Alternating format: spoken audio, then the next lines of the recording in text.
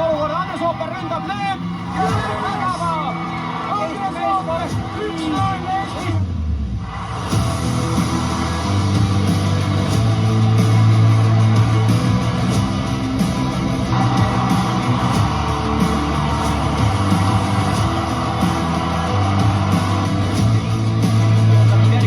Söödu Andres Ooper ja teist korda Andres Ooper lööb ja lööb ära.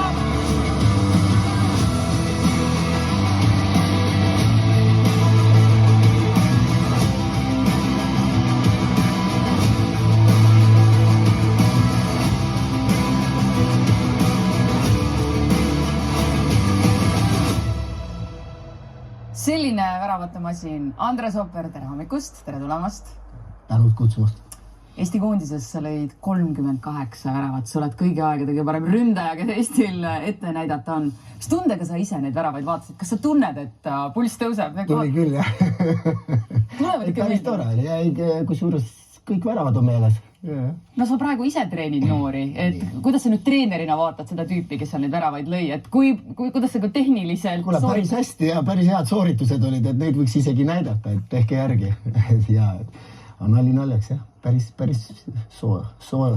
südant soojendav oli. Ja siin oli üks kaader ka see, kus sa Ragnar Klavaniga kaelakuti olid ja ta sind õnnitles esimesena peale väravat.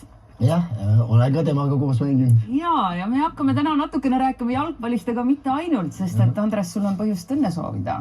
Põhjusel, et 20. juunil sa lõpetad... Kooli. Sa lõpetad kooli, sa lõpetad gümnaasiumi 47-aastasena. Jah, nii ta on, et oli mingi asi, mis tagus tükk aega kuklas. Ja lõpuks võtsin kokku ja tegin ära selle asja. Natukene hilja ei ole gümnaasiumi.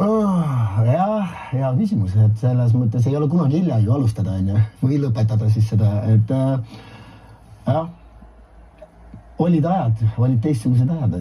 Ja tegelikult sa oled ju kodus nii-öelda õpetajate perekonnast. Sinu isa on koolidirektor, sinu ema on õpetaja. Sa käisid siin Tallinnas väga toredasti ja tublisti koolis.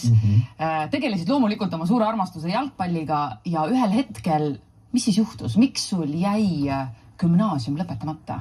No ütleme, ma isegi vaatasin tagasi neid hinnete lehti, et kuidas jalgpall tuli sisse ja lihtsalt need hinded kukkusid ja lõpuks oligi nii, et... Kust kõrgelt kuhu nad kukkusid? No ütleme, ma olin ikka selline tubli koolipoiss, ütleme, et 4-5, mõned 3 sisse ja siis ikkagi algul palli võrra seal ja siis juba ikka päris, et seal olid lihtsalt tulidki puudumata tunnid ja lihtsalt lõpuks jäidki reelt maha, et ei sobitunud tol ajal see asi kokku, et tänapäeval on täiesti uued võimalused selles valdkonnas. Mis draama see su kodus põhjustas, Andres? Eks seal ema ja isa omavahel ikkagi ja vahepeal ikkagi oli eriarvamustel mingid teatud kohtades, aga ma ei teagi, peab ütlema, et isa nägi vist midagi rohkemat, et ütles, las ta siis teeb seda sporti. Kui sa praegu tagasi vaatad sellel ajal, kas sa kahetsed, et sa toona sellise otsuse tegid ja gümnaasiumist ära tulid? No arvestades kogu oma karjääri, siis vist ei peaks kahetsema. Võib-olla, ütleme, osad on saanud sellega küll hakkama, aga jah, minu jaoks oli see keeruline.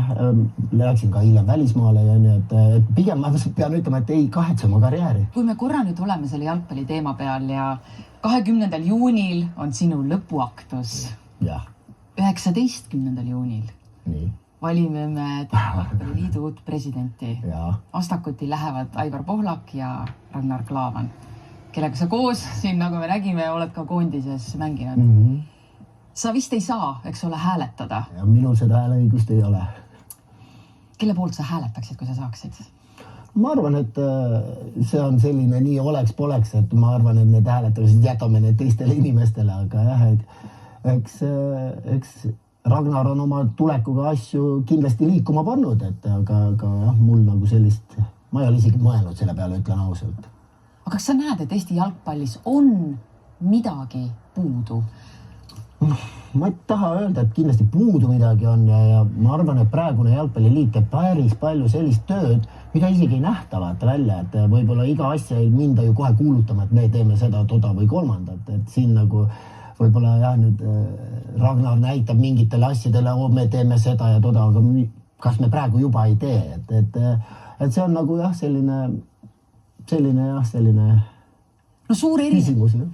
erinevus tegelikult tolle ajaga, kui sina ja Ragnar ja Konstantin Vassiljev ja Raio Piiroja ja Marko Kristel ja kõik, kes te seal mängisite, Martin Reim, on see, et me tõesti teame neid nimesid tänase päevani. Te olite rahvuskangelased. Kui me tänast koondist võtame, siis me teame neid mängijaid vähem ja me saame kuidagi vähem nendele väravatele kaasa elada, sest neid ei tule nii tihti. Milles viga on? Küll nad tulevad, et selles mõttes meil on olnud see nii-öelda põlvkondade vahetus ja ikka teame ju, Karl Jakob Hein mängib ju Hispaanias praegu, on laenul Arsenalist ja Karol Mets on ju Saksamaal, et meil ikka mõned on ja mõned tõstavad siin ka kõvasti pead, et siin Rocco Robertšeinid ja Mattias Käid ka, et eks me ootame neilt kindlasti tegusid tulevikus ka ja väravaid ka kindlasti. Siin Alex Mattias Tamm praegu ju lammutab väravaid seal Sloveenias. Sa treenid ju U16. U16 ja U18 hetkel, jah. Kui palju meil seal selliseid tüüpe on, et sa tunned ära seal iseenda või kõik need meie kangelased? Ja iseennast niimoodi on raske öelda, aga ei, meil on ikka poisse, jah, kes siin mängivad juba siin Rootsis, Saksamaal ja ikka siin satuvad ka Portugalis ja noortekoondislasi on küll, kes juba välismaal mängivad, et ega iga aastakäik toob meile mõne uue nagu sellise tähe. No sa treenid U16 koondist. Need on täpselt sama vanad poisid, kui sina olid siis, kui sa oma kooli pooleli jätsid. Mis sa räägid neile? Minu sõnum ongi, et kindlasti see fookus ei saa koolilt ära kaduda ja õpingud on üliolulised ja eks ma, vaata, tahaks olla eeskujuks, on ju nii, et siis on olnud olukordi, kus väga raske ise on midagi öelda, aga minu sõnum on olnud poistele ja ma näen, et nendel on samamoodi raske, sest neil on samamoodi hommikuti trennid.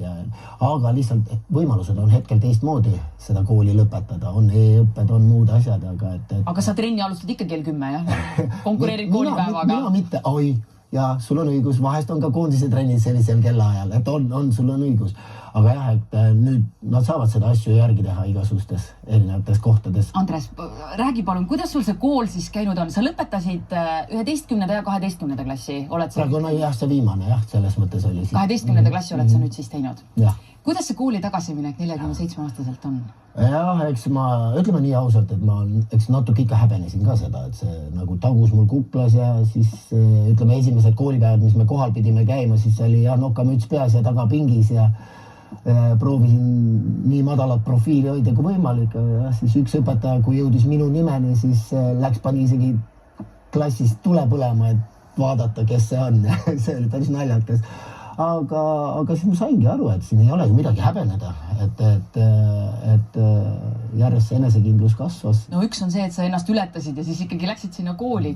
Teine asi on see, et seal tuleb nagu reaalselt õppima hakata gümnaasiumi programmi järgi. Jah, see oligi võib-olla uus väljakutse, just see ajaressurss ja see, aga õpetajad olid fantastilised, koolidirektor fantastiline, et selles mõttes päris tore oli õhtuti lugeda, vaadata ja meelde tuletada asju. Ma ei kujuta ette, Andres, et sa ütled, et väga tore on 12. klassi matemaatika tegema hakata. Kusjuures ma kartsin ulevat, aga näed, oli see, eksam oli siis ütleme suur kivi veeres südamelt, kui see tehtud sai, et ei olnudki nii hull, kui ma arvasin. Aga sa said hakkama nagu selle kooliprogrammiga või sa ikka pidid mõne lisaõpetaja palkama? Ei palkanud kedagi, sain täitsa ise hakkama. Õpetajal on väga hästi tehtud, meil õpetajal oli väga head koduvideod nii-öelda tehtud, et kus ta õpetas ja tänud temale, et ta oli klassijuhataja ka veel, et tõesti oli, õhtuti oli päris tore neid kuulata ja vaadata ja vahest peast kinni hoida, eks ega ta nüüd nii kerge ka ei ole, nagu võib-olla kohe algul tundus. Ehk et sinu õpe tegelikult oli nagu e-õpet, te ei käinud iga päev koolis, vaid et te käisite seal teatud ajavahemiku tagant koolis. Et mingid tööd oli vaja lihtsalt nagu esitada seal. Mis aine muide sinu lemmikaineks osutus? Ajalugu on kogu aeg paelunud mind. On mingi periood või mingi selline teema, mille te läbi võtsite? Ei, see on kusjuures, kui ma võtan nüüd, siis on kogu ajalugu on meeldid, aga nüüd ma naersin, kui oli Nõukogude Liidu lagunemine, et me ju elasime seal või ma elasin seal, et päris tore oli lugeda seda. Kas oled muide eeskujulik õpilane olnud läbi selle kooli? No praegu ma arvaks küll. Võib-olla siis lapsena võib-olla mitte. Aga tõesti sa praegu... Spordipoisse, et ütleme nii. Aga sa ei jätnud midagi tegemata või natuke šlikerdanud või eest pikerdanud, praegu kindlasti mitte. Ei, praegu ei olnud ei olnud vajadust üldse. Kindlasti seal lapsena võib-olla midagi oled kunagi teinud, isegi seda ei mäleta, aga ei olnud vajadustki. No nüüd sa oled teinud neid eksameid siin kevadel ja ma saan aru, et ega sul kõik eksamid veel tehtud ei ole, Andres. Tegelikult üks eksam on alles järgmisel nädalal ees. Kui suur šanss on, et sa seda täiskasvanute gümnaasiumi siin ei lõpeta? Ei, seda vist enam ei ole. Et see, ma võin öelda, vene keele eksam on veel jäänud, aga selle peaks hakkama saama. Kui sa nüüd selle diplomi kätte saad, kas sa plaanid õppida edasi ka? On käinud peast läbi küll erinevad võimalused mõtted, et kas just kraadiõppesse minna ja kas see päevaõppesse, kas see on mulle, aga kindlasti täiendan endast, nagu ma olen siiamaani teinud, et selles mõttes jah, et ei ole veel päris otsustanud, aga on mõttest läbi käinud muidugi. Kui täna on keegi televaatajate seas samamoodi, kellel kunagi mingitel põhjustel on see kool nagu pooleli jäänud, sa innustad seda ikkagi lõpetama? Absoluutselt, et see on ainult kättevõtmise asi ja aga tee see sisseastumine ära ja hakka minema ja kõik igaüks saab hakkama. Et selles mõttes seal on toetav koolipere ja et absoluutselt soovitan. Ma saan aru, et Tallinna vanalinna täiskasvanute gümnaasium tegelikult ootab neid avaldusi veel siin mõnda aega, eks ju, et kes soovib, saab kandideerida. Kas sa tead meie selliste tuntud jalgpallurite seas, kellel veel on selline saatus nagu sinul? On ikka neid sportlasi, mitte ainult jalgpallurid, aga neid sportlasi tegelikult on, et võib-olla ka nemad saavad inspiratsiooni, et selles mõttes jah, et see ei ole nii keeruline, et tasub see teekond ette võtta. Kas sul lõpuülikond on juba ostetud? Ei ole. Eile käisin vaatamas. Aga ikkagi plaanid osta? No võiks ju. Tallinna vanalinna täiskasvanute gümnaasium on tegelikult sind märganud eriliselt ja tegelikult nomineerinud sind ka aasta õppija tiitlile. Ja sügisel loomulikult siis selgitatakse välja, kes selle tiitli lõplikult pälvib, aga tõesti nomineeritud sa oled. Mida see tegelikult sinu jaoks tähendab ja kui üllatav selline tähelepanu on? See oli küll väga üllatav, ütleme niimoodi, et tähendab väga palju. Ega ma vaeva ikka nägin ja isegi kui ma siin ütlen, et tundus, et tuli kergelt, ega see on vaevarikas ja ajaressurssi võttis ja ma väga tänan neid. Mis sa arvad, kas see tuleb selle eest, et sa oled nii tubli õppija olnud või selle eest, et sa ikkagi oled nagu nii vana? Aitäh. Ma loodan siis ikka esimese asja eest, mitte et ma vana olen. Sind, et sul muidu tulevad tunnistusele 20. juunil, kui sa selle tunnistuse kätte saad? Paar asja on veel teha, aga võib öelda 4-5. Mõned 3 tulevad selle pärast, et nad olid ennem 3, aga see aasta ei tule mul ühtegi. Mis need 3 ikkagi siis nüüd jäävad? Ma mäleta isegi. Andres, väga tore, et sa täna hommikul meile külla tulid. Aitäh ja palju edu siis viimaseks eksamiks. Järgmisel nädalal on sul... Vene keel, 3 päeval. Vene keel 3 päeval. No sa ei karda seda eriti? Ei karda. Kas sa ettevalmistusi teed mingisuguseid veel? No ikka, täna on ka konsultatsioon. No igal juhul soovin palju jõudu selleks ja rahulikku närvi. Me läheme edasi, aga ka nendesse aegadesse, kus sina veel aktiivselt jalgpalli mängisid. Koit Toome aga hakkas siis tegema tegusid muusikalaval. Õige pea on ta meil ka stuudios.